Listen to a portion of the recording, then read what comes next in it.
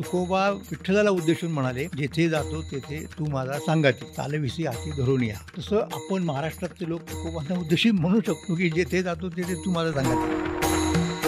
हिंदू धर्मामध्ये उपनिषदांनी एक ब्रह्मवाद नावाची गोष्ट सांगितलेली आहे की सगळंच ब्रह्म आहे. म्हणजे तुम्हाला आश्चर्य वाटेल की बाबासाहेब आंबेडकरांनी अनहिलेशन ऑफ कास्ट नावाचं एक फार महत्वाचं ते असं म्हणतात की हे जर तुम्ही मान्य केलं तर मग समतेसाठी आणखीन वेगळं अधिष्ठान याच्यापेक्षा अधिक काही चांगलं होऊ शकतं. तर हा जो ब्रह्मवाद आहे ना, हा तुम्हाला तुकोबांच्या याच्यामध्ये सगळा इतका स्पष्ट कोणीच सांगितलेलं नाही. देवाची बरे तुका म्हणे खरे तुम्ही. त्यांच्याकडे आपण संत म्हणून पाहायला पाहिजे, कवी म्हणून पाहायला पाहिजे, समाज सुधारक म्हणून पाहायला पाहिजे, काय म्हणून त्यांच्याकडे पाहायला पाहिजे. तुकोबांच्या हयातीमध्ये त्यांचे अभंग सगळ्या महाराष्ट्रात पसरले होते आणि आत्ताच्या सारखी तेव्हा काही दळणवळणाची साधनं नव्हती तितकी. व्हॉट्सअप नव्हतं व्हायरल व्हायला. सर्वात्मका ईश्वरा स्वकर्म कुसुमांची विरा, आपल्या कर्माची माळ करून घालायची, कर्मरूप फुलांची त्याच्या गाळ्यामध्ये ही भक्ती. आपण भक्तीला कर्म करायला लागतो. मुळात संतांची शिकवण अशी आहे की कर्म ही एक भक्ती आहे. पंडित नेहरू एका म्हणले वेड्यांच्या इस्पितळामध्ये गेले, त्यानं सांगितलं की याला हा आजार झालाय. एक दाखल झालेला जो रुग्ण आहे मनोरुग्ण, तो थोडा सुधारलेला होता. त्यानं पंडित नेहरूंना विचारलं की तुम्ही कोण? तुम्ही म्हटले मी पंडित जवाहरलाल नेहरू. त्यांनी जरा चेहरा असा खूप म्हटलं काही काळजी करू नका, मी जेव्हा आलो तेव्हा मी स्वतःला महात्मा गांधी समजत होतो. व्हाल बरे व्हाल, इथं चांगली ट्रीटमेंट. काय पद्धतीने आपण स्वतःकडे बघू शकतो, कारण का अल्टिमेटली जर स्वतःची ओळख जर करता आली तर कुठेतरी एक वेगळ्या पद्धतीची शांतता मिळू शकते. अमृत ते काय गोड आम्हा पुढे, विषते बापुडे कडू किती. बापरे बापरे. माये बापा हुनी बहु मायावंत, करू घातपात शत्रू होणी. मी एखाद्यावरती माया करायची म्हटली तर मायाबापापेक्षा अधिक करू, पण असं जर वेळ आला, प्रसंग आला तर करू घातपात शत्रू होणी. अमर आहा खरे की पहा खोटे, तुम्ही तुमचंच पहा. आता मुद्दा ना हे तुमचं वैयक्तिक झालं, म्हणजे मी म्हणालो बाबा मी अमर आहे, मग मला पटलं, बाकीच्यांचं काय.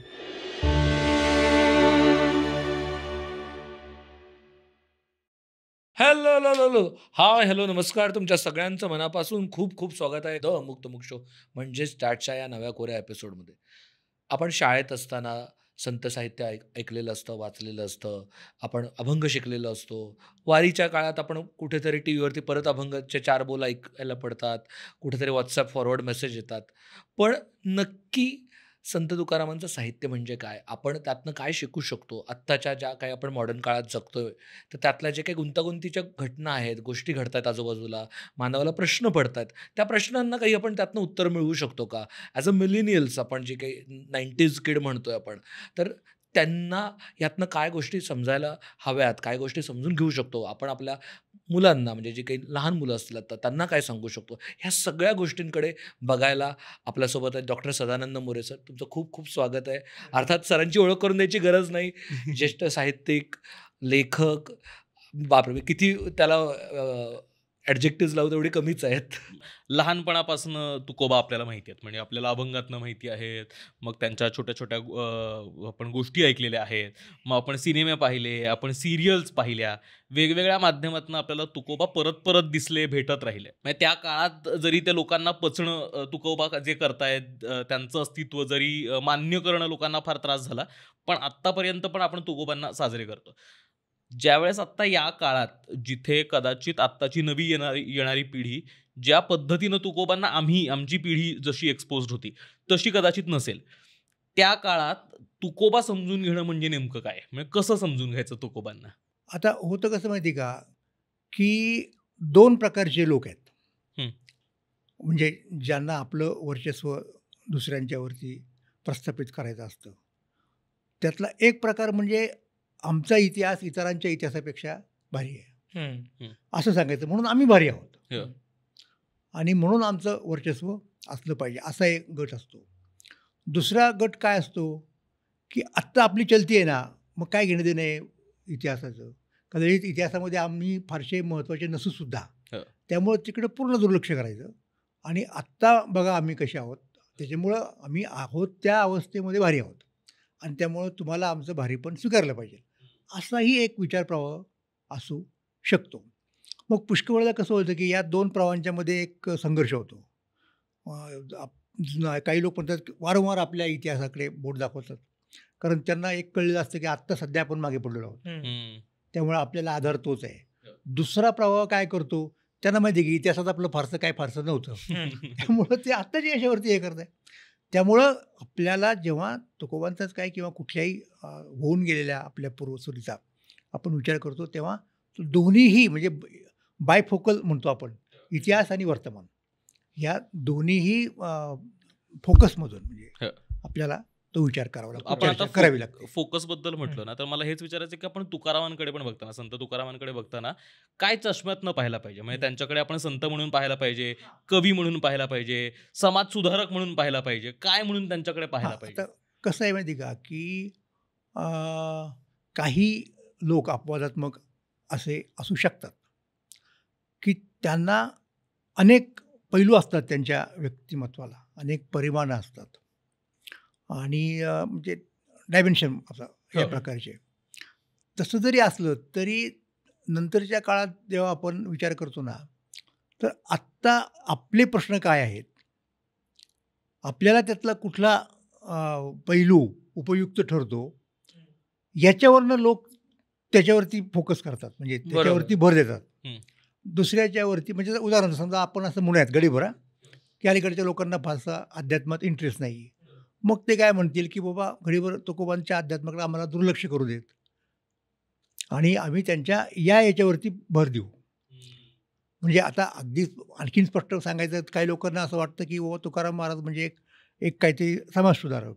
म्हणजे इनफॅक्ट मी सुद्धा माझा पहिला लेख लिहिला होता तुकोबांच्यावरचा, तेव्हा मी यशस्वीला होतो, म्हणजे 11वीला, तेव्हाच्या 11वीचं माझ्या वर्ष किंवा कदाचित पिरियड गेलेला असेल, म्हणजे कॉलेजच्या पहिल्या वर्षात.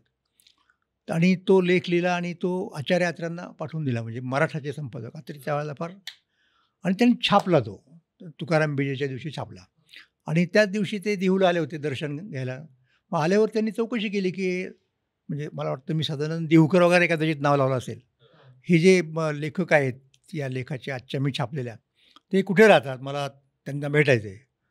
तर ते देवस्थानचे, ते देवळात ना, देवस्थानचा शिपाई माझ्याकडे आला आणि ते पाहुणे आले आणि त्यांना तुला भेटायचं आहे. मी आपला गेलो तसाच. तर ते मला पाहून आत्र्यांना आश्चर्य वाटलं की लेखक म्हणजे अशी एक प्रतिमा. अरे म्हणले हा लेखक काय, अरे वा वा. मग त्यांनी मला पाठीवर थाप मारली माझ्या वगैरे वगैरे. तो आशीर्वादच त्यांचा एक प्रकारचा. तर माझा मुद्दा काय, त्या लेखाचं नाव माझ्या काय होतं, समाजसुधारक संत तुकाराम. हे मलाही तेव्हा असं वाटलं.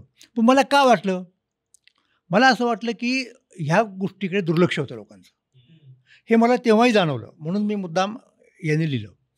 पण मग म्हणजे मुद्दा काय की त्या त्या काळातल्या लोकांना जे जाणवतं, त्यांच्या ज्या गरजा असतात त्यानुसार त्या व्यक्तीचा, की ज्या व्यक्तीमध्ये अनेक पैलू असतात, कुठला पैलू आपण पुढे आणायचा, आपल्याला कुठला अनुकूल आहे, आपल्याला कुठला उपयुक्त आहे. कदाचित अशी शक्यता आहे की त्यांचं एखादी गोष्ट मला त्रासदायक होऊ शकते, मग तिकडं मी दुर्लक्ष करणार. ते सगळ्यात महामानव ज्यांना म्हणतो आपण ना, त्यांच्या बाबतीत हेच घड चालले आहे की त्याच्याशिवाय ते महान होऊ शकत नाही ना. त्यांच्या म्हणजे मल्टीफेसेटेड असं त्यांचं व्यक्तिमत्व असतं, म्हणून त्यांचं आवाहन, त्यांचं अपील सगळ्यांना असतं. तर लोक बरोबर आपल्याला आपल्या काळात जे वाटतं उपयुक्त वगैरे त्याच्यावरती भर देतात आणि ते घेतात, असा मुद्दा आहे. लोक तुकोबांना सोडून जातच नाहीत कुठे, हे तुकोबांचं वैशिष्ट्य आहे. म्हणजे तुम्ही ठरवलं तरी जाऊ शकत नाही, कुठेतरी तुम्हाला ते आडवे येणार. म्हणजे तुम्ही त्यांना टाळायचा प्रयत्न केला, स्किप करण्याचा म्हणजे किंवा वळसा करायचा प्रयत्न केला, नाही, ते तुम्हाला कुठेतरी आडवे येणार.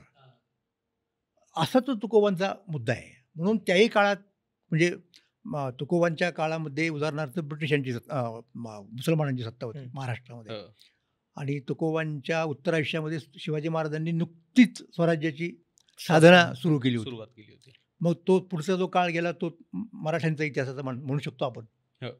त्याच्यातही परत तुम्हाला भेद करावा लागेल की शिवाजी महाराजांचा अगोदरचा काळ ते स्वराज्य स्थापन केलं. मग शिवाजी महाराजांच्या पश्चात पुढची 30 एक वर्ष तो जेव्हा औरंगजेब इथे आला आणि त्यानं हे सगळं राज्य स्वराज्य नष्ट करण्याचा प्रयत्न केला, तो एक वेगळाच काळ तुम्हाला मानावा लागतो. म्हणजे संभाजी महाराजांपासून तर ते ताराबाईंच्या त्या काळापर्यंत. मग पुढचा काळ जो आला तो एक स्थैर्य लाभलं. तिकडनं आपल्यावरती येणारी आक्रमणक बंद झाली. ते शाहू महाराज म्हणजे सातारचे, तो पुढचा एक काळ येऊन गेला. आणि मग पुढच्या काळात आपल्याला पेशवाई दिसते. म्हणजे या काळामध्ये स्थैर्य लाभलं मराठ्यांच्या राजवटीला, आणि इतकंच नव्हे तर पुढे त्या स्वराज्याचं साम्राज्य होत गेलं.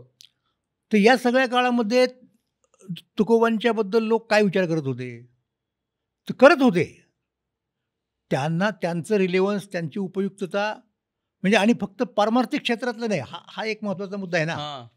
बऱ्याच लोकांना काय वाटतं की ते संत होते, ते आध्यात्मिक होते, ईश्वराचे भक्त होते वगैरे, हे होतेच मुळात. मग फक्त त्याच लोकांनी त्यांच्याकडे जायचं का? म्हणजे असे अनेक तुम्हाला दिसतील ना साधक, सिद्ध पुरुष, तेवढं पुरतं लोक त्यांच्याकडे जातात, त्यांचा उपदेश घेतात, चांगली गोष्ट आहे. पण मग बाकीच्या लोकांचं त्यांच्याकडं कशासाठी म्हणून जायचं? जातात, गेले. आणि म्हणून हा प्रतिसाद सतत सतत सतत मग पेशवाई असेल. पेशवाईत परत 2 प्रकार पडतात. अगोदरची एक पेशवाई, नंतर उत्तर पेशवाई. उत्तर पेशवाई म्हणजे अंधाधुंदी, केऑस, तो एक भाग झाला. त्याच्यानंतर ब्रिटिशांची सत्ता आली. ब्रिटिशांच्या सत्तेमध्ये सुद्धा सुरुवातीच्या काळात त्यांना स्थैर्य मिळण्यासाठीचा पहिला एक उलथापालथ सगळी झाली. मग लोकांनी आपली परत घडी कशी बसवली सामाजिक, हा एक मुद्दा झाला. मग पुढेच ते झाल्यानंतर लोकांच्या लक्षात आलं की अरे हे आपण पारतंत्र्यात गेलो, स्वातंत्र्य कसं मिळवायचं? काही लोकांना वाटलं की अरे ते स्वातंत्र्य पारतंत्र्य घडीवर हा राजकीय मुद्दा आहे, सामाजिक पिळवणूक होते काही लोकांची, त्यांचं काय, त्याला आपण प्राधान्य दिलं पाहिजे. मग त्याच चळवळी सुरू झाल्या. मग करता करता पुढे स्वातंत्र्य मिळालं वगैरे वगैरे. स्वातंत्र्य मिळाल्यानंतर आणखीन काही काही गोष्टी घडत गेल्या. तर या सगळ्या प्रवासामध्ये तुम्हाला दिसतात की तुकोबा लोकांच्या बरोबर आहेत. म्हणजे जसं तुकोबा विठ्ठलाला उद्देशून म्हणाले, जेथे जातो तेथे तू माझा सांगाती, चालविसी हाती धरून या. तसं आपण महाराष्ट्रातले लोक तुकोबांना उद्देशून म्हणू शकतो की जेथे जातो तेथे तू माझा सांगाती.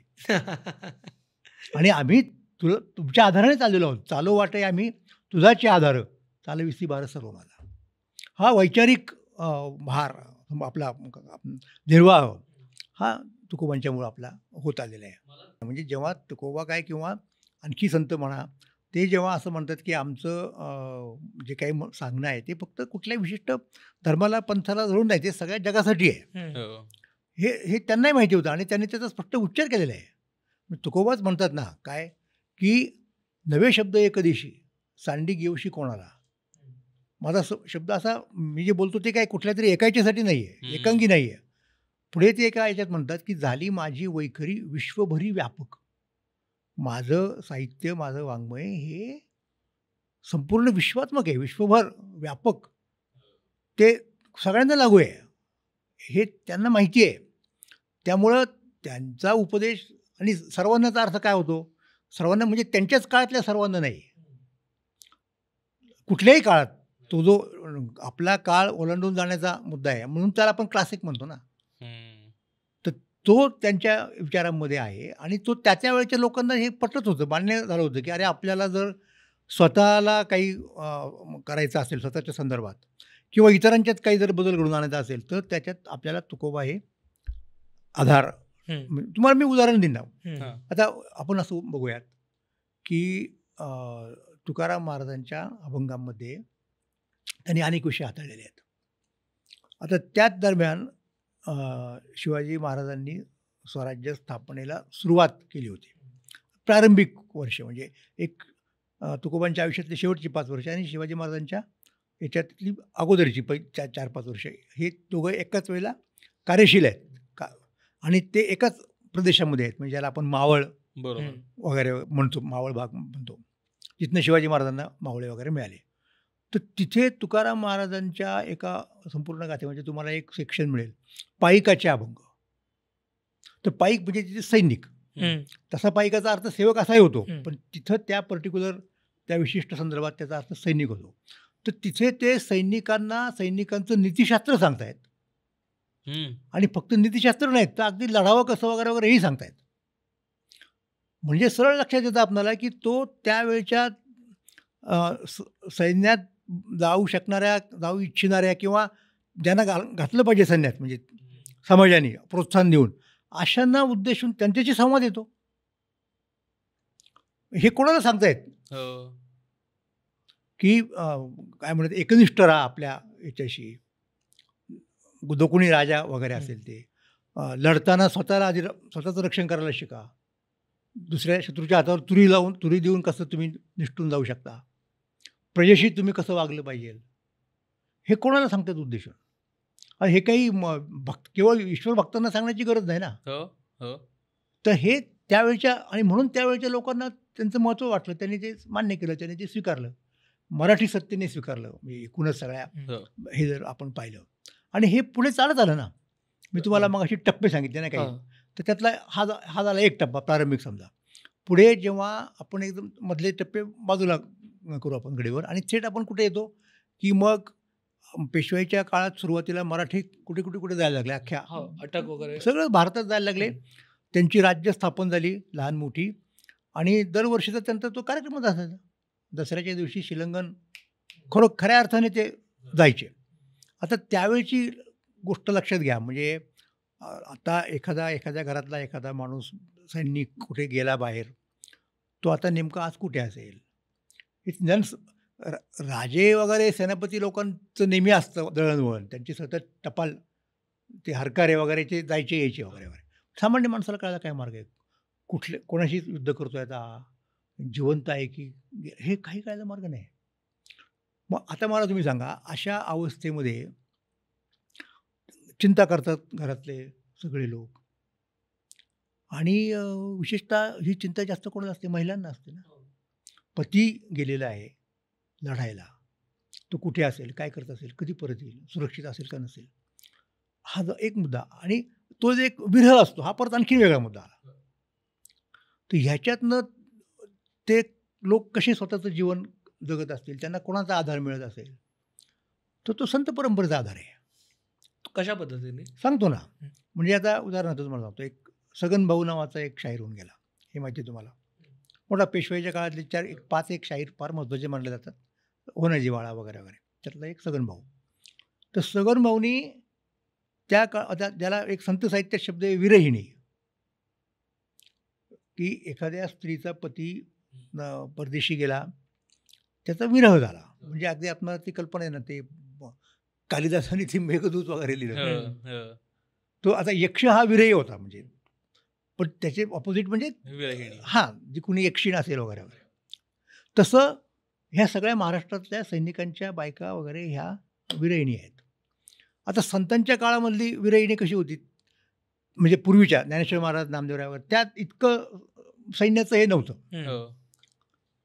पण मग तिथली विरहिणी कोणती असायची, की ती गोकुळामधली गोपी असायची एखादी, तिला कृष्णाचा विरह झालेला आहे, तशा अंगाने त्या विरहिण्या गेल्या. आता इथे काय मोठा फरक पडला, हे बघा, खरोखरचे लोक आपल्या तिकडे लढायला गेलेत आणि मग ती सगन भाऊची विरहिणी नायिका, विरहग्रस्त होण्यात आपण नायिका, ती तिच्या मैत्रिणीला सांगते, काय सांगते, की ज्ञानेशाची ओवी, जनीचे अभंग गाणं. आता याच्यात नुसतं आध्यात्मिक काही नाही आहे, लक्षात घ्या, की ती ओवी तिने गायली, ते अभंग ती म्हटली, की मग मला एक तळमळ वगैरे वगैरे ते जे आहे चिंता ती कमी होईल. म्हणजे हे लोकांच्या त्या काळातल्या थेट जगण्याशी रिलेट होत होते. हा आपण मुद्दा समजून घेतला पाहिजे ना, का टिकलं इतक्या दिवस. अशा प्रकारचं आपल्याकडं मुद्रणाची कला ही खूप नंतर आली ब्रिटिशांच्या काळामध्ये. हे कसं काय, लोकांना त्याची उपयुक्तता माहिती होती ना, म्हणून कुणी हाताने लिहून घेतलं असेल, कुणी पाठ केले असतील, आणि ज्या अर्थी ती तिच्या मैत्रिणीला म्हणते ही गा, त्या अर्थी तिच्या मैत्रिणीला गाता येत असणार ना त्या अभंग, हे पाठ असणार. लक्षात घ्या, हे महाराष्ट्राचं वैशिष्ट्य आहे, की हे संतांना त्यांनी आपल्या जगण्याचा हिस्सा केलं, आपल्या समकालात ठेवलं सतत. बरोबर. तुम्ही जर विशेषतः स्त्रियांच्या ओव्या पाहिल्या त्यांनी रचलेल्या, आता हा संगम एक कवी आहे म्हणून त्याची कॅटेगरीज वेगळी आहे, पण सर्वसामान्य स्त्रिया ज्यांनी काय काय काय काय रचलेलं लिहिलेलं आहे, त्या संवाद साधतात मुक्ताबाईशी, जनाबाईशी, विठ्ठलाशी, रुक्मिणीशी. आपल्या जणू काही त्या घरात आहेत, जसे आई आहे, वडील आहे, पती आहे, हा सुद्धा विठ्ठल आपल्या घरी आहे जणू काही. अशा पद्धतीने हा जो संवाद तो चाललेला असतो. म्हणून ही परंपरा तेव्हापासून आत्तापर्यंत त्या लोकांशी, त्या पिढीशी सतत समकालीन राहिलेली आहे. हे तिचं वैशिष्ट्य आहे. तर तुकोबांच्या काळातली गोष्ट तुम्हाला सांगतो मी, म्हणजे त्यांचं महत्त्व लोकांना कसं वाटलं वगैरे वगैरे वगैरे. त्यांची कीर्तनं ऐकायला अनेक लोक यायचे, शिवाजी महाराजही जायचे, हे सगळ्यांना माहिती आहे. पण एक विशिष्ट व्यक्तीचा संदर्भ देऊन मी तुम्हाला सांगेन, की तुकोबांच्या हयातीमध्ये त्यांचे अभंग सगळ्या महाराष्ट्रात पसरले होते. आणि आत्ताच्या सारखी तेव्हा काही दळणवळणाची साधनं नव्हती तितकी, हो. आणखीन काही व्हॉट्सअप नव्हतं काय व्हायरल काही व्हायला. काही म्हणजे पुस्तकं सुद्धा नव्हती छापली गेलेली, गाथा वगैरे असं काही नसायचं. अर्थात वारकऱ्यांची एक यंत्रणा होती हम्म. की मौखिक पद्धतीने ते सगळ्या ह्याच्यातमध्ये, तो एक आणखी वेगळा मुद्दा आहे. ती संपूर्ण महाराष्ट्रात होती. सगळे लोक दिंड्या घेऊन पंढरपूरला जायचे, तिथे कीर्तनं प्रवचनं व्हायची, तिथे अभंगांची देवाणघेवाण, लिहून देणं घेणं वगैरे वगैरे वगैरे. तो एक वेगळाच मुद्दा आहे, त्याच्यात आपल्याला तपशिलात जायचं नाही. पण मग अशा पद्धतीने तुकोबांचे अभंग त्या काळातले लोक हे आपल्या कीर्तनात गायला लागले. हम्म. हे फार अशक्यपाय गोष्ट आहे ही अशा प्रकारची, की एखादा माणूस त्याच्याच हयातीमध्ये इतका लोकप्रिय होतो की लोक त्याचे अभंग कीर्तनात, कारण कीर्तनात गायनं म्हणजे काय, त्यांना ती प्रतिष्ठा मिळते अभंगांना, हो. हे पावित्र्य प्राप्त होतं, प्रामाण्य प्राप्त होतं. हे लक्षात घ्या. म्हणजे जो जो दर्जा म्हणूयात आपण, जो सन्मान, मान, प्रतिष्ठा ज्ञानेश्वरांना मिळायची, नामदेवरायांना मिळायची, ती तुकोबांना आणि त्यांच्या हयातीत अशी मिळायला लागली. म्हणजे त्याचं उदाहरण सांगतो तुम्हाला, सुदैवानं उपलब्ध आहे, की ज्याला आज आपण मराठवाडा म्हणतो. मराठवाडा हे काय तेव्हा नाव नव्हतं, ते निजामशाहीच्या काळात मराठवाडा नाव आलं. पण आत्ताच्या भाषेत म्हणजे मराठवाडा. तर संभाजीनगर जिल्ह्याच्या परिसरामध्ये एक सिऊर नावाचं गाव आहे. त्या सिऊर गावी एक मुलगी, काय 12, 13, 14 वर्षाची, तिचं नाव बहिणाबाई, ब्राह्मण कुटुंबातली, लग्न झालेलं, वयाने खूप मोठ्या असलेला तिचा पती, आणि काहीतरी भाऊबंदकीत काही गडबड होत असतात अशा प्रकारच्या गोष्टी. त्यामुळे त्यांच्या सगळ्या घराला गाव सोडून परागंद व्हायला लागला. मग ते निघाले सगळे, आणि मग फिरत फिरत फिरत काही दुसरं करण्यासारखं उद्दिष्ट नव्हतंच, कोल्हापूरला आले. आणि कोल्हापूरला एका ब्राह्मणाने त्यांना त्याच्या घरात आश्रय दिला.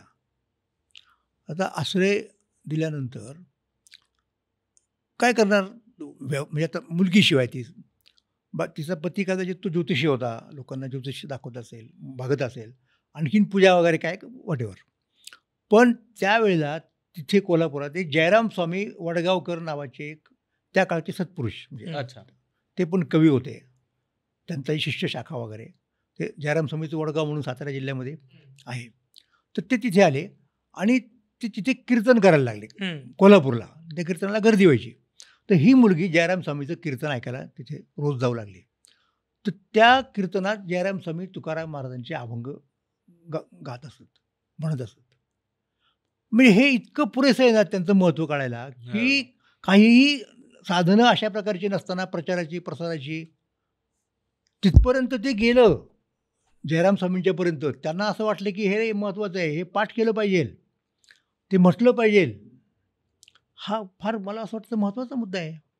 आणि बहिणाबाईंनी ते ऐकल्यानंतर तो पुढचा आणखीन भारी मुद्दा आला, की बहिणाबाईंना असं वाटलं की अरे हे ज्या संतांनी हे अभंग रचलेले आहेत त्यांना आपण भेटलं पाहिजे.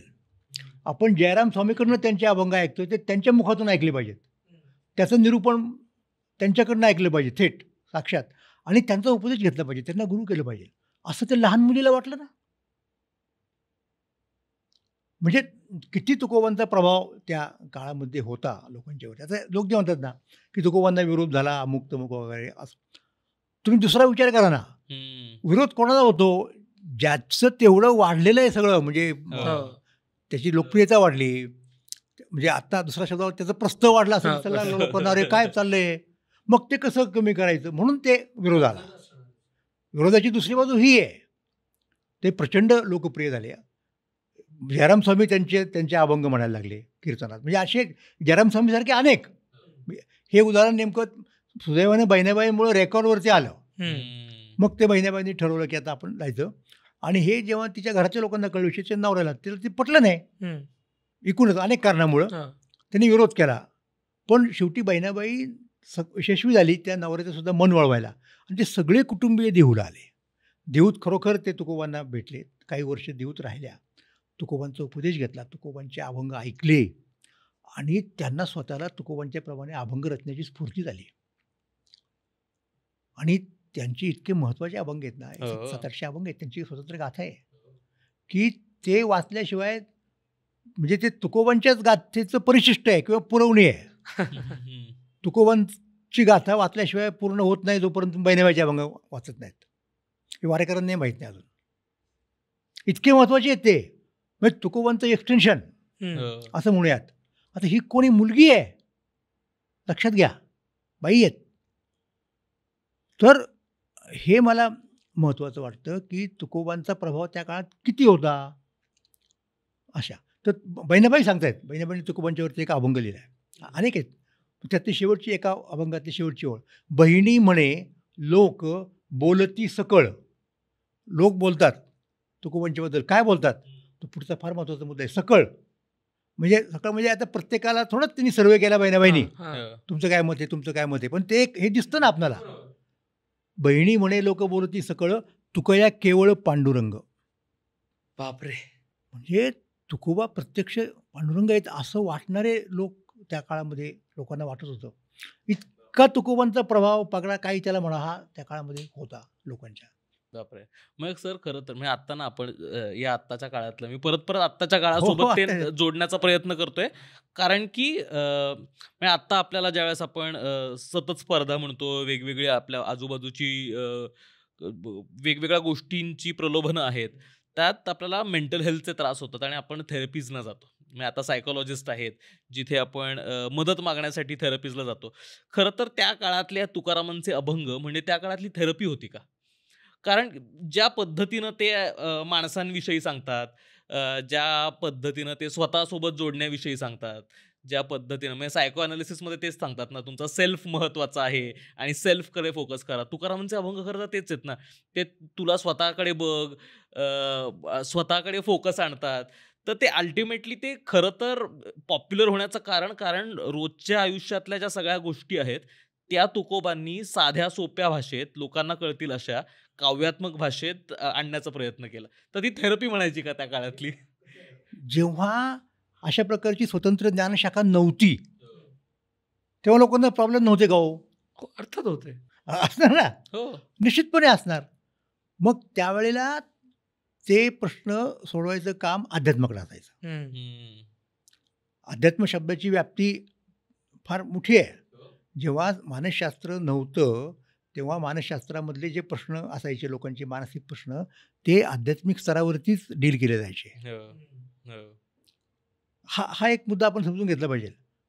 म्हणजे हे मग कधी आपल्याकडे निर्माण झालं? आत्तासुद्धा काल परवापर्यंत आपल्याकडं, आणि त्याला आपण अंधश्रद्धा वगैरे म्हणतो, आणि ते बरोबर आहे. म्हणजे कुठल्या तरी बाबाकडं वगैरे जायचं, त्याच्या काहीतरी अंगात यायचं, काय असेल ते वगैरे वगैरे, आणि तो काहीतरी त्याला सांगायचा. तर त्याच्यातनं व्हायचं काय माहिती आहे का, की त्या सगळ्या वातावरणामुळे वगैरे वगैरे ज्याला तुम्ही घेऊन गेलात त्याच्यावरती काहीतरी एक परिणाम व्हायचा, आणि ती एक प्रकारची थेरपी होती. म्हणजे हो. या सगळ्या हो. या असं. आता तसं अध्यात्मात ते करायला कोणी सांगत नाही, बरोबर. पण अध्यात्मात त्या अर्थाने एक थेरपीच आहे. त्या अर्थाने हो. म्हणजे अध्यात्म म्हणजे त्याच्याशी मी इक्वेट नाही करणार. अध्यात्म खूप काहीतरी आहे त्याच्या हो. पलीकडे जाऊन. हो. पण मुख्य मुद्दा काय आला, की आता अगदी आपण काटेकोर शब्दाने अध्यात्म याचा अर्थ काय? अध्यात्म म्हणजे आपण, आपली ओळख म्हणजे अध्यात्म. आपण कोण आहोत हे समजून घेणं म्हणजे अध्यात्म, दुसरं काही नाही. मग आता आपण कोण आहे ते समजून देणारा तत्ववेत्ता असतो. मग त्याचं ज्याला ज्ञान झालं, त्याला आपोआपच समजेल ना, की आपण हे मानसिक प्रश्न कसे सोडवायचे. हो. ते मानसिक असण्यापेक्षा त्यांचा उपदेश, विचार वगैरे सगळा तो आत्मिक असायचा, आणि त्या आत्मिकमध्ये हम्म. मानसिकचा समावेश व्हायचा. हे सायन्स नंतर विकसित झालं. आणि दुसरा त्यातला मुद्दा सांगतो मी तुम्हाला, हेच आपल्याला मान्यच करायला पाहिजे, की त्याच्यानंतर जेव्हा जसं पुढे विज्ञान, मग तंत्रज्ञान, मग काय मग समाजरचना, या सगळ्या गोष्टी वगैरे वगैरे होत गेल्या, तसतसं माणसाच्या जगण्याची एक व्यामिश्रता, ज्याला म्हणतो कॉम्प्लेक्सिटी, ती वाढली. बरोबर. त्यामुळे त्याचे प्रश्नही वाढले. तितकं साधं सोपं सरळ राहिलं नाही आयुष्य. म्हणून त्याच्यासाठी अशा प्रकारच्या वेगळ्या विज्ञानाची वगैरे गरज भासलीच ना आपोआप. बरोबर. त्यातनं पुढे आलं. हा मुद्दा आहे. पण त्यातली एक मूलभूत गोष्ट जी आहे ना, ती हेच ना, म्हणजे आता एखाद्या व्यक्तीला तुम्ही जेव्हा घेऊन जाता ना मानसोपचार तज्ञाकडं, तेव्हा तो स्वतःची ओळख विसरलेला असतो. मुख्य मुद्दा असा आहे. तो भलतेच आपण भलतेच कोणती लावतात असं समजतो. म्हणजे बेसिक परत तोच प्रॉब्लेम आला. आयडेंटिटीचा प्रॉब्लेम आला. एक तुम्हाला किस्सा सांगतो आठवला म्हणून जाता जाता, की पंडित दंतकथा येतात. पंडित निरू एका म्हणले वेड्यांच्या इस्पितळामध्ये गेले. त्यानं सांगितलं की हा असा असा आहे, हा असा असा, याला हा आजार झाला आहे. ते शेवटी पंतप्रधानाला हे असतं ना आपल्या देशात कोणाला किती आजार आहेत वगैरे, मानसिक आजार कोणाला वगैरे, काय त्यांचं स्वरूप आहे म्हणून एकेकाचा परिचय करून देण्यात आला. एक दाखल झालेला जो रुग्ण आहे मनोरुग्ण, तो थोडा सुधारलेला होता. तर त्यानं पंडित निरूंना विचारलं की तुम्ही कोण? तुम्ही म्हटले मी पंडित जवाहरलाल नेहरू. त्यांनी जरा चेहरा असा खूप असा, आणि तो म्हटलं काही काळजी करू नका, मी जेव्हा आलो तेव्हा मी स्वतःला महात्मा गांधी समजत होतो. व्हाल बरे व्हाल, इथं चांगली ट्रीटमेंट मिळते.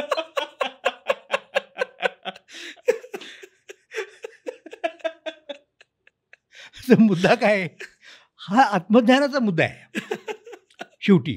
म्हणजे शेवटी मानसिक प्रश्न हे शेवटी आत्मिक प्रश्नाकडे येतात. आता कट्टर मानसशास्त्रवाला माणूस काय म्हणेल वैज्ञानिक दृष्टिकोनातून, छे ज्याला तुम्ही आत्मिक प्रश्न म्हणतात तेच तो म्हणेल की मानसिक असतात. हा तुमच्या दृष्टिकोनाचा मुद्दा आहे. मग तुम्ही आता आपण थोडं अलीकडच्या काळात घेऊयात ना. म्हणजे अलीकडच्या काळात भारतातला एक फार मोठा विचारवंत, ज्याला जागतिक स्तरावरती एक हे मिळालं, काय मिळालं, फॉलोईंग मिळालं म्हणून, त्यांचं नाव जे कृष्णमूर्ती. तुम्ही जर जे कृष्णमूर्तींचं त्यांचे अजून काही तुम्हाला रेकॉर्ड सुद्धा मिळतील ऐकायला, व्हिडिओज वगैरे, ते तुम्ही जर वाचलं ना तर तुमच्या असं लक्षात येईल की दुसरं काही ते सांगत नाही आहेत. ते एक प्रकारचं मानसशास्त्र जे आहे, आध्यात्मिक भाषेत त्यांनी मानसशास्त्र सांगितलं. थोडक्यात मुद्दा असा, म्हणजे आजची परिभाषा म्हणजे ते त्यांनी केलं ना, आणि त्यांना प्रचंड हे मिळालं. आता तुम्हाला गमत सांगतो, आणि ते फार इंटरेस्टिंग आहे. आता आपल्याकडे आमच्या वारकरी संप्रदायामध्ये दादा महाराज सातारकर म्हणजे फार मोठे कीर्तनकार वगैरे प्रतिभावंत होते. त्यांनी वारकरी संप्रदायाची एक वेगळ्या प्रकारची मांडणी केली. तर मोठमोठे लोक म्हणजे शिकलेले, उच्च शिक्षित, अगदी ब्रह्मकुलोत्पन्न वगैरे वगैरे असे संस्थानिक, वकील, बॅरिस्टर, हे त्यांचे शिष्य, विद्वान, हे स्वतः काही शिकलेले नाहीत, 4थी इयत्तेपर्यंत शिकले नसतील. तर त्यांच्यामध्ये एक असे होते पुण्यामधले, आपाबन चौकामध्ये मेंदळेवाडा, तर ते पेशव्यांचे सरदार मुळातले. तर तेव्हा जे होते, मी तुम्हाला 50 सालच्या आसपासची, 40-50-60च्या आसपासची गोष्ट सांगतो. त्यांचं नाव बॅरिस्टर रावसाहेब मेंदळे. त्यांच्या वडिलांनी भारत इतिहास संशोधक स्थापन केलं, खंडेराव चिंतामण मेंदळे. म्हणजे मोठे पुण्यामधले एक प्रस्थ म्हणूयात आपण, श्रीमंत संस्थानिक वगैरे वगैरे वगैरे. आणि ते दादा महाराजांच्याकडं म्हणजे ते शिष्यच म्हणा, जवळजवळ कीर्तनं त्यांची ऐकायची. नंतर ते कृष्णमूर्तींच्या सहवासामध्ये आले. ते कृष्णमूर्तींच्या सहवासात आले, कृष्णमूर्तींना ऐकलं त्यांनी, आणि एक दिवशी त्यांच्या लक्षात आलं की यातल्या बऱ्याचशा गोष्टी दादा महाराजांच्या कीर्तनात नाही. दादा महाराजांनी कुठनं आणलं? दादा महाराजांनी ते ज्ञानोबा तुकोबांच्याकडनं आणलं. तर हे अशी एक लिंक आहे. तर त्याच्यावरती रावसाहेबांनी कृष्णमूर्तींनी उत्तर दिलं रावसाहेबांना. आता हे तुम्हाला की मी कसं काय सांगतोय मला काय माहिती आता, कारण आता रावसाहेबही नाहीत आणि कृष्णमूर्ती नाहीत. माझे वडील तिथं होते तेव्हा. माझे वडील हे रावसाहेब मेंदळ्यांच्याकडे नेहमी श्रवणासाठी यायचे, चर्चा करण्यासाठी यायचे. आणि दादा ते काय करायचे, तुम्हाला आश्चर्य वाटेल, तर हे जरा तुकोबांच्या पेक्षा बाजूला गेलं, पण तुकोबांच्या परंपरेशीच आहे म्हणून ते रिलेव्हंट आहे. की वडील नोट्स काढायचे त्यांच्या वहीमध्ये, आणि तिथं नोट्स शॉर्टमध्ये नोट्स काढणं म्हणजे ते रावसाहेब काहीतरी बोलायचे, हे लिहून घ्यायचे. तर त्यांचे शब्द सांगतो तुम्हाला 3. TM म्हणजे तुकाराम महाराज, DM म्हणजे दादा महाराज, KM म्हणजे कृष्णमूर्ती. तर त्या वह्यामध्ये हे सगळे, आता हे कसे काय एकत्र येऊ शकले सांगा तुम्हाला. दादा महाराज हे तसे अशिक्षित, म्हणजे निदान अल्पशिक्षित, कृष्णमूर्ती जागतिक पातळीवरचा तत्ववेत्ता, आणि इकडे तुकाराम महाराज. तर हे जे काय आहे ना, तुम्ही आत्ता प्रश्न फार महत्त्वाचा, मी तुम्हाला तेच म्हणालो की हे माणसाचं जीवन जे आहे ना, ते सगळं असं एकसंध असतं. या सगळ्या फॅकल्टीज एकमेकाशी जोडल्या गेलेल्या असतात. आपण सोयीसाठी त्यांना वेगळं करतो. आता आपण जे बोलत होतो की सोबतचं इंट्रोडक्शन या अर्थाने जर बघायचं म्हटलं तर तुकोबा काय पद्धतीने ह्याचं विवेचन करतात, की काय पद्धतीने आपण स्वतःकडे बघू शकतो? कारण का अल्टिमेटली जर स्वची ओळख जर करता आली, तर कुठेतरी एक वेगळ्या पद्धतीची शांतता मिळू शकते. नक्की, नक्की. आता इथे प्रश्न तत्वज्ञानाचा येतो. हम्म. आपण कोण आहोत? आता काही लोक म्हणतील, की आपण म्हणजे काय, शेवटी तो एक जडवादाचा आणि चैतन्यवादाचा मुद्दा बरोबर. येतो. जडवादी काय म्हणणार, म्हणजे चार्वाकासारखे वगैरे वगैरे, की हा पंचमहाभूतांचा देह असतो, तो नष्ट होतो, काही त्याचा जन्म पुनर्जन्म आणि आत्मा नावाची काही गोष्ट वगैरे नसते, हे नसते, त्यांचं बरोबर. म्हणणं आहे. आता तुकोबा त्या परंपरेतले आहेत का, तर नाही. नाही. तुकोबा हे अध्यात्मवादी आहेत, आत्मा मानणारे, ते भगवद्गीतेत जे सगळं सांगितलेलं आहे. आता त्या पद्धतीने जर आपण विचार केला स्वतःच्याबद्दलचा, तो त्यांनी स्वतः केला. आपण काय जनरली आपल्या तत्वज्ञानात, विशेषतः वेदांताच्या तत्वज्ञानात काय सांगितलेलं आहे, की आत्मा अमर आहे आणि तो जन्म घेतो वेगवेगळे आणि शरीर हे नाशिवंत असतं. क्लिअर कट झाला. ते काय सांगतायत लोकांना उद्देशून, अमर आहा, अमर आहा, तुम्ही अमर आहात. तुम्ही शब्द आलेला नाही, म्हणजे संबोधन कोणाला उद्देशून आहे. अमर आहा, अमर आहा, खरे की पहा खोटे हे. तुम्ही तुमचंच पहा, विचार करा, व्हेरीफाय करा. म्हणजे मी तुम्हाला सांगतो की तुम्ही अमर आहा, अमर आहा, खरे की पहा खोटे आहे. तर कसं तुम्ही बघणार हे खरं खोटं? त्याचा क्लू पुढे येतो. अमर आहा, अमर आहा, खरे की पहा खोटे, न म्हणा देह माझा ऐसा, मग भरवसा कळेल. तुम्ही स्वतःला तुमच्या देहाशी आयडेंटिफाय करता, देह माझा म्हणता, मग देह मेला म्हणजे मी मेलो असं आलं ना त्याच्यामध्ये. तर न म्हणा देह माझा ऐसा, मग भरवसा कळेल. मग तुम्हाला कळेल, विश्वास बसेल या माझ्या गोष्टीवरती. आता मुद्दा आला, हे तुमचं वैयक्तिक झालं, म्हणजे मी म्हणालो बाबा मी अमर आहे, मी काय म्हणत त्याला म्हणालो की माझा देह माझा नाही, मग मला पटलं. बाकीच्यांचं काय, इतरांचं काय ना, तुम्ही एकटेच नाही. ते पुढे म्हणतात की कैसा धाक, कैसा धाक, सकळी काही आपुले. इतरांच्या पासून भीती वाटायचं काय कारण आहे? तसं मी आहे अमर, म्हणजे आत्मस्वरूप, तसे ते पण आहेत. सकळी काही आपुले, हे सगळे आपले असण्याचा जो मुद्दा आहे, आत्मरूप असण्याचा, सकळी काही आपुले, इथपर्यंत झालं. मग आता प्रश्न आला की म्हणजे तुम्ही कोण आहात, याचं कुठे उत्तर दिलं? अमर आहात. ते पुढे म्हणतात शेवटच्या चरणामध्ये, देवची बरे, देवची बरे, तुका म्हणे खरे तुम्ही. इथे येतो तो, म्हणजे जनरली आपण वाक्याच्या सुरुवातीला संबोधन घेतो ना, हे सगळं फिरत फिरत ते शेवटी तुका म्हणे खरे तुम्ही. तुम्ही सुद्धा अशीच आत्मरूप आहात, तुम्ही देवस्वरूपच आहात. देवची बरे, देवची बरे, देव झाले अवघे जन, तुकोबांच्या पुरतं, दोष गुण हरपले.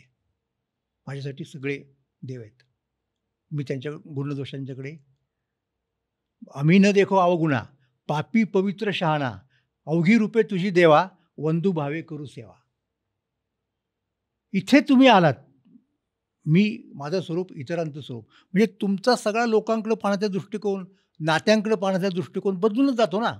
म्हणजे तुम्हाला आश्चर्य वाटेल की बाबासाहेब आंबेडकरांनी हिंदू धर्माचा त्याग केला वगैरे सगळ्यांना माहिती आहे. तो का केला, मनुस्मृती जाळली वगैरे, हे सगळे विषय होत असतात.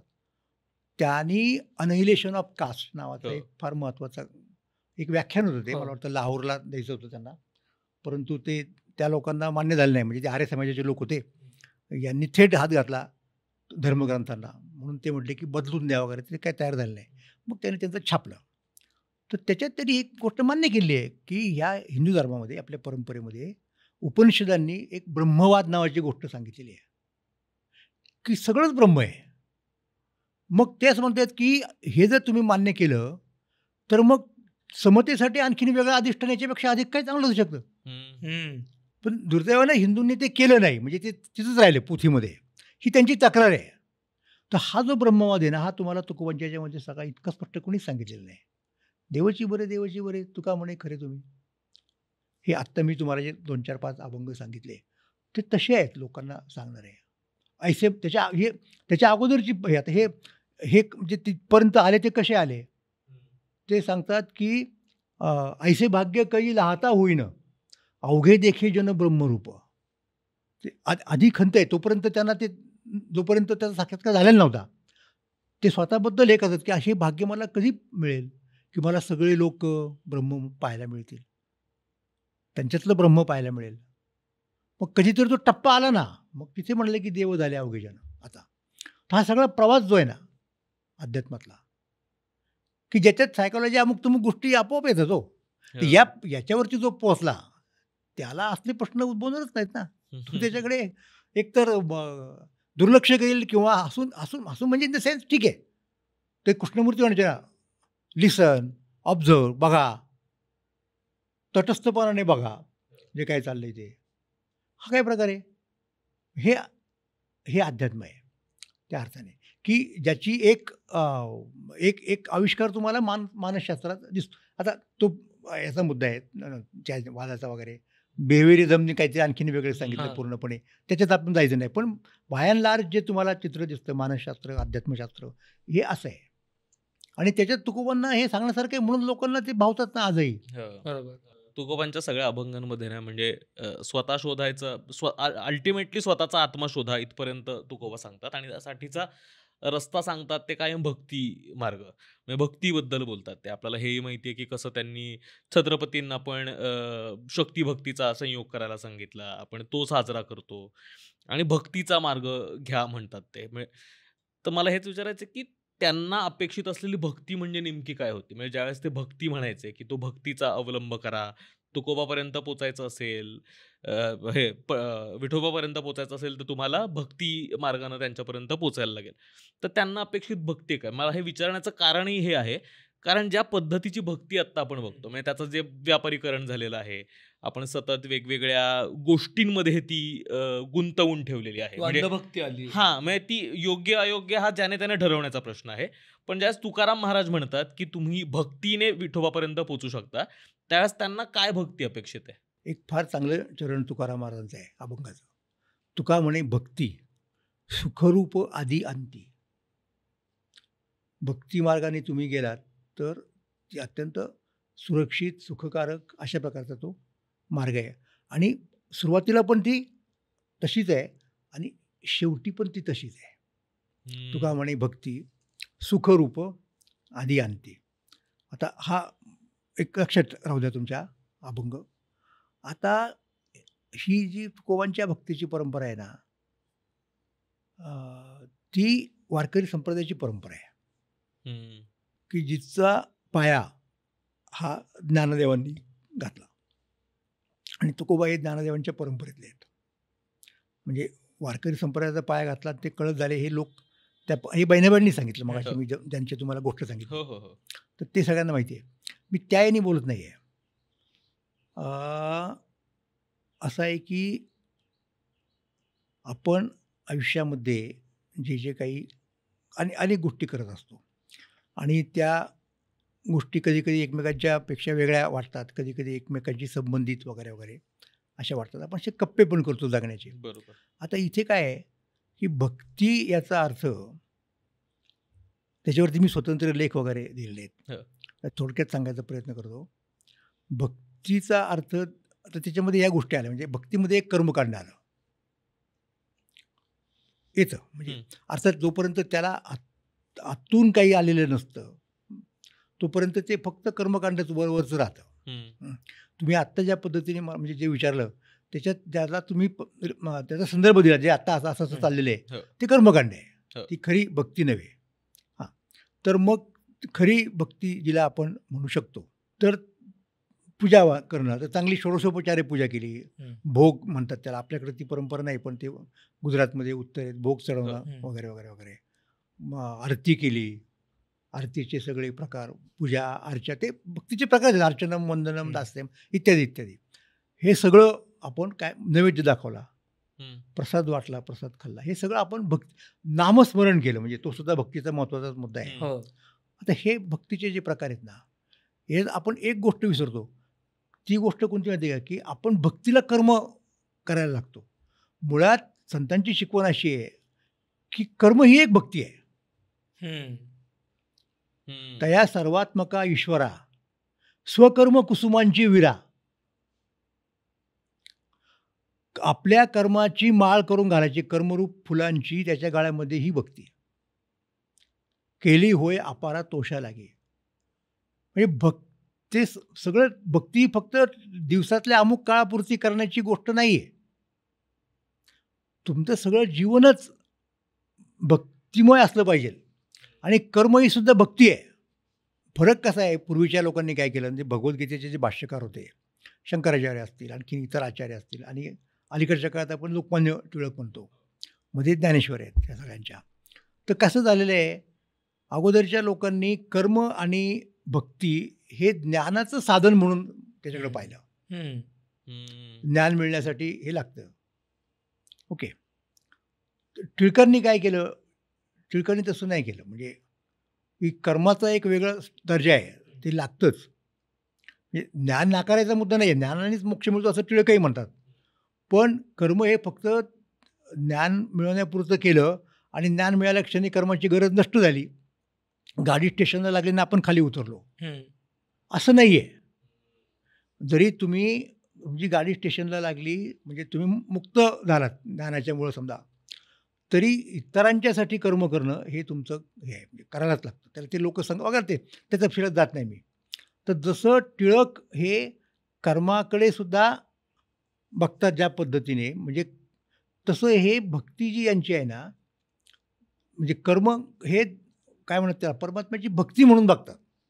ज्ञानोबारांच्यापासून तुकोबारांच्यापर्यंत हा त्या भक्तीकडे पाहण्याचा, मग तुमचं सगळं जगणंच अशा पद्धतीने तुमचं कर्म करणं ही सुद्धा ईश्वराची उपासना झाली पाहिजे. प्रसिद्ध असणारा अभंग मऊ मेणा उण्या विष्णुदास, कठीण वज्राचं भिजवायचे, त्यातला एक अभंग लोकांना अक्षरशः धक्का देणार असतो. एक त्यातली ओळ अशी आहे की अमृत ते काय गोड आम्हा पुढे, विषते बापुडे कडू किती.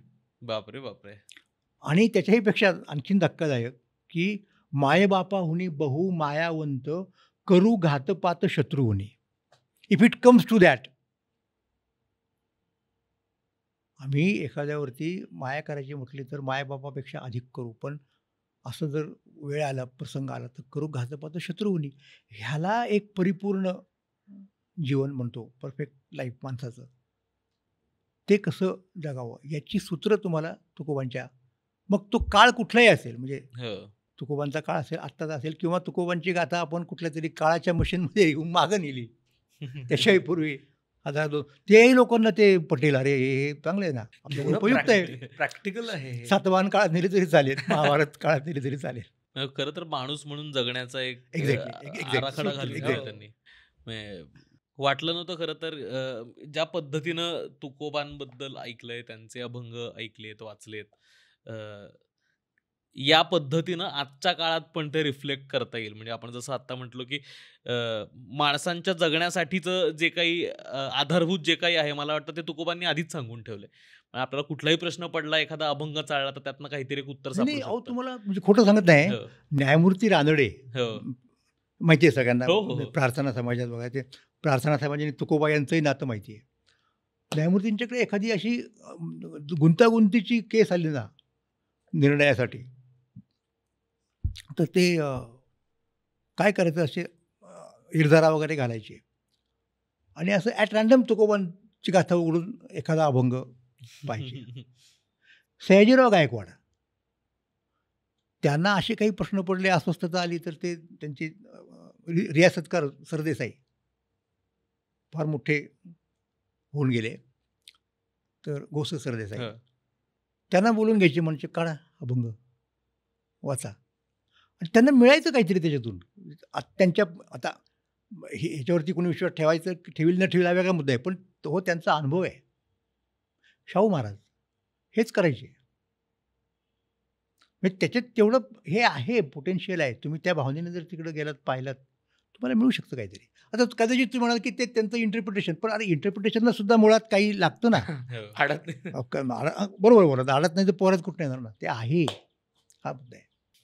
म्हणजे आत्ताही काही गोंधळ व्हायला लागला तर हरकत नाही, एखादा तुकोबांचा अभंग शोधायला, त्यातनं काहीतरी दिशा नक्कीच मिळेल. आणि माहितीये का, म्हणजे एक इंस्टाग्रामवरती मुलगा आहे जो तुकोबांचे अभंग सादर करतो आणि त्याचे इंग्रजीमध्ये अर्थ सांगतो, आणि इंस्टाग्रामवरती तशा रील्स करतो.